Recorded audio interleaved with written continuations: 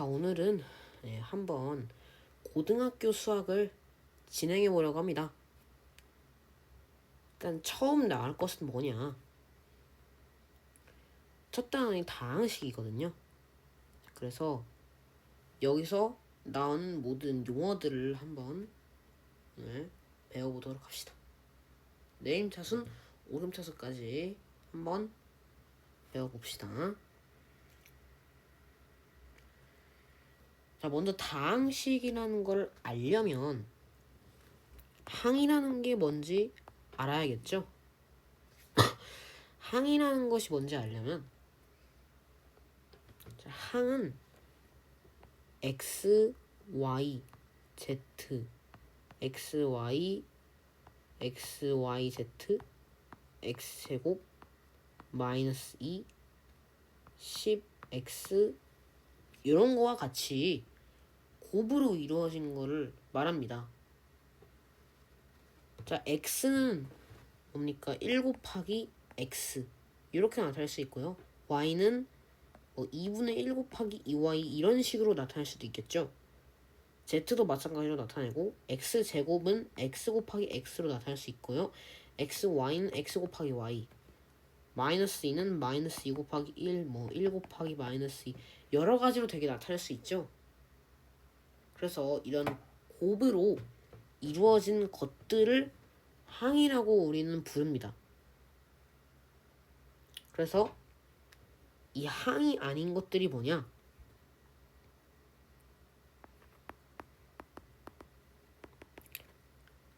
이거는 하나의 항이라고 볼 수가 없죠. 왜? 곱셈으로 이루어졌기 않았기 때문에. EX 이거는 곱으로 이루어진 거죠. 하지만 EX-5y 이거 생략할 수 있습니까?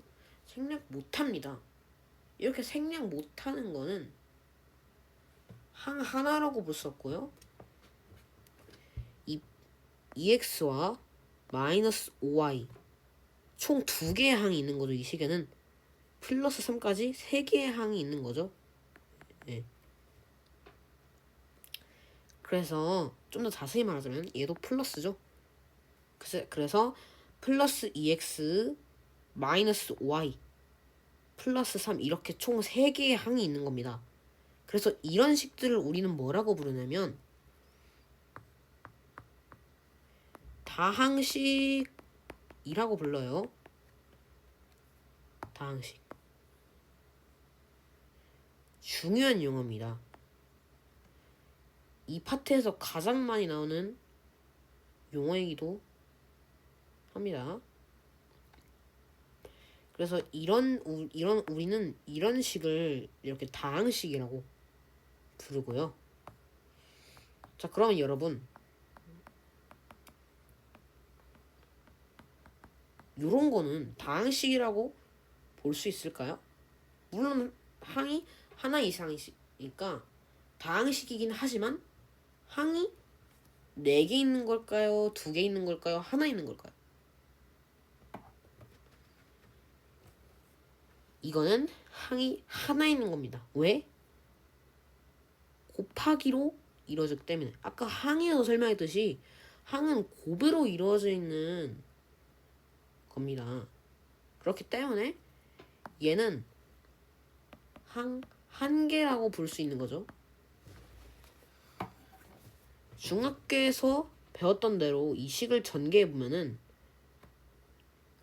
x제곱 플러스 xy 마이너스 2y 마이너스 2x 이런 식으로 쓸 수가 있죠. 그래서 이걸 전개하면 요건 또 항 4개 다항식이 됩니다.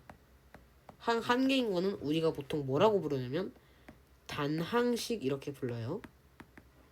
단항식. 그래서 얘는 단항식이고 얘는 다항식이다 이렇게 볼 수가 있어요. 그래서 이제 이렇게 곱으로 이루어져 있는 거는 항이다. 그리고 이렇게 항이 덧셈 뺄셈으로 이루어져 있는 거는 다항식이다. 항이 여러 개 있는 거다. 이렇게 볼 수가 있는 거예요. 자, 다음은 우리가 또 이제 뭘 알아야 하냐면 차수 들어보셨나요? 물론 중학교 때 배워서 기억나는 학생들도 있겠지만 기억이 가물가물한 친구들도 있을 거예요. 그죠? 그래서 다시 한번 복습하는 건데, 차수는 예를 들어서 이런 식이 있다고 쳐볼게요. 이런 식이 있다고 쳐볼게요. 한번. 그러면은 이 차수라는 것은 항의 지수입니다. 지수는 뭐냐? 이렇게 거듭제곱 형식의 수가 있을 때 이 제곱인 걸 나타내는 이 숫자죠. 이게 지수입니다. 그래서 이 항의 차수는 뭐냐 물어보면은 2다 이렇게 답하시면 돼요. 그래서 이 차수가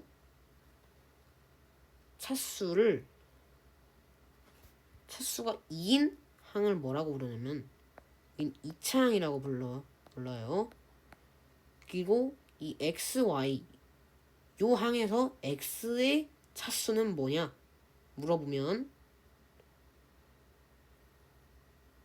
이렇게 차수가 나타나지 않으면 제곱이 한 번 되는 거라고, 제곱이 없는 거라고 알고 계셨죠? 그래서 이렇게 차수가 1인 항은 1창이라고 부르고요. 마이너스 2에서 x 차수는 뭡니까? 없죠. 없다라는 거는 0이라고 말할 수도 있어요. 그래서 이렇게 미지수가 안 붙어있는, 그러니까 이런 x라는 변수가 안 붙어있는 항은 우리가 상수항이라고 부릅니다. 상수항. 그래서 이 상수항을 제외해서 미지수가 붙어있는 애들을 차수에 따라서 n차항이라고 부릅니다. 그래서 뭐 x 세제곱에 차수는 3이니까 3차항이라고 부르면 되는 거죠. 그래서 차수는 이 항의 지수다 이렇게 보시면 돼요. 다음으로 알 것은 우리가 개수라는 건데, 자, 개수라는 말도 들어보셨죠? 개수는 많이 들어봤을 거예요. 개수는 우리가 식을 하나 세워볼게요.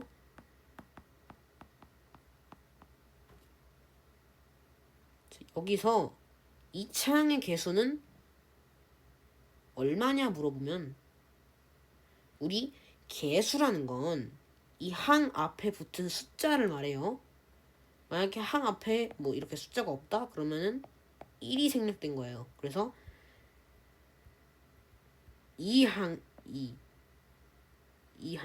개수는 뭐냐 물어보면은 2다 라고 답하시면 되고, 이 1차항의 개수는 5고 상수항의 개수는 마이너스 3이겠죠.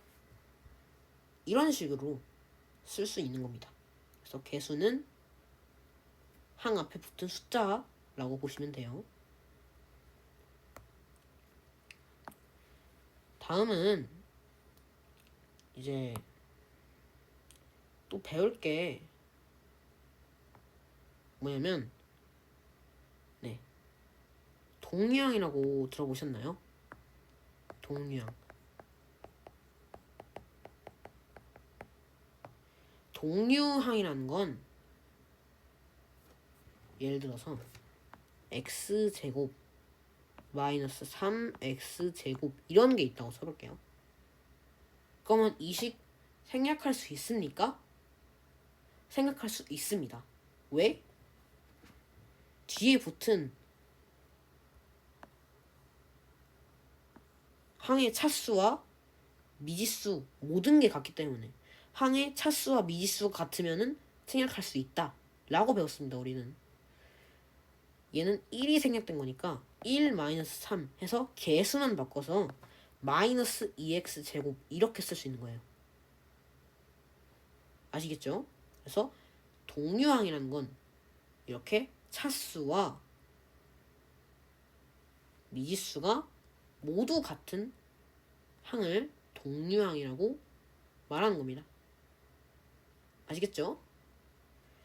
자, 그래서 여기까지 알고 계시면 이제 내림차순과 오름차순을 이제 한번 배워볼 시간인데요. 오름차순은 이제 내림차순 먼저 알아볼게요. 일단 뭐 이런 식이 하나 있다고 쳐볼게요. 이런 식이 있으면 일단은 전개를 해봅시다. 곱해서 xy-2x 플러스 y-2 이런 식으로 쓸 수 있죠. 자, 여기서 x에 대하여 내림차순으로 정리하라, 이렇게 문제가 났으면 내림차순이란 거는 차수가 높은 것부터 차례대로 정리하는 거예요. 자, x의 차수가 가장 높은 것부터 정리하면 되겠죠. 상수항은 맨 뒤로 보내고요. 그래서 가장 높은 것부터 한번 보면은 xy 먼저 쓰시고 마이너스 x, 뭘 먼저 쓰셔도 상관없습니다. 보통 이렇게 뒤에 미수가 붙어있는 걸 먼저 쓰긴 해요. 그리고 x의 항이 없는 것들 쓰면 됩니다. 그냥 전개한 게 이미 내림차순이 되어 있네요. 자, 그럼 y에 대하여 내림차순 정리하라고 하면 어떻게 정리하면 될까요? y에 대하여 내림차순으로 정리하라 했으면 y의 차수가 가장 높은 것부터 정리하면 되겠죠. 그래서 xy와 y가 가장 높죠. 그래서 xy 플러스 y, 그리고 이 y가 없는 것들, 그러니까 상수항들을 또 정리하면 되겠네요. 마이너스 2x 마이너스 2 이런 식으로 말이죠. 그래서 내림차수는 차수가 가장 높은 항부터 차례대로 정리하는 겁니다. 그리고 오름차수는 그 반대라고 생각하시면 됩니다. y에 대하여